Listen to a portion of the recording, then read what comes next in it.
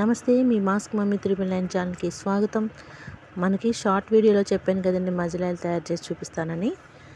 ఎలా చేయాలో, ఎంతెంత క్వాంటిటీస్ తీసుకోవాలో చెప్తాను వినండి. ముందుగా మనకి వాము పువ్వు 50 గ్రాములు, పుదీనా పువ్వు 50 గ్రాములు, ముద్దార్థ కపారం 50 గ్రాములు తీసుకోవాలండి. ఒక గాజు బాటిల్, గాజు గిన్నె అయినా స్టీల్ గిన్నె అయినా పర్వాలేదండి, ప్లాస్టిక్ వాడకూడదు. ఈ వాము పువ్వు, పుదీనా పువ్వు, ముద్దార్థ కపారం మనకి హెర్బల్ షాప్స్లో దొరుకుతాయండి. మీరు తప్పకుండా ట్రై చేయండి. ఇవి వాడండి, చాలా బాగా పనిచేస్తుంది. ఇది 3 కలిపి ఆ గాజు బాటిల్లో వేసేసుకోవాలండి.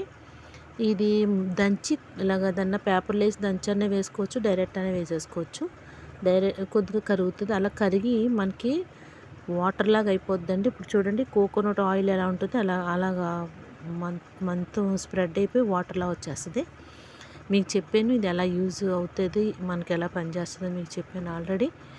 కేళ్ళవాతం నొప్పులు, మజిల్స్ పెయిన్స్, అలానే నరాల నొప్పులు, బోన్స్ సంబంధించిన నొప్పులు, వాపులు, అలానే రొంప, తలపోటు, జ్వరం, ఆస్మా ఉన్న వాళ్ళకి వాటర్లో 2 చుక్కలు వేసుకుని తాగటం, ఈ పైన పూతగా వేసి మసాజ్ చేసుకుంటే మనకున్న వాతం ఏదైతే ఉందో అది మొత్తం పోతుందండి. వేడి అందుకుంటుంది శరీరంలో.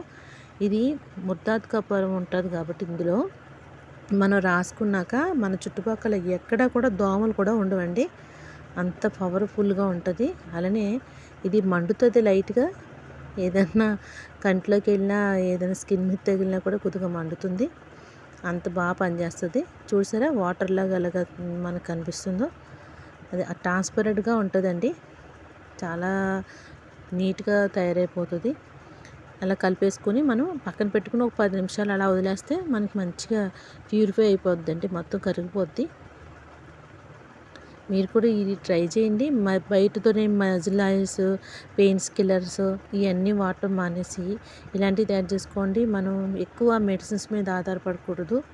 చూసారా ఎలా ఉందో, ట్రాన్స్పరెంట్గా ఉంది చూసారా, ఆయిల్ టైప్లో అలా లిక్విడ్గా వస్తుంది.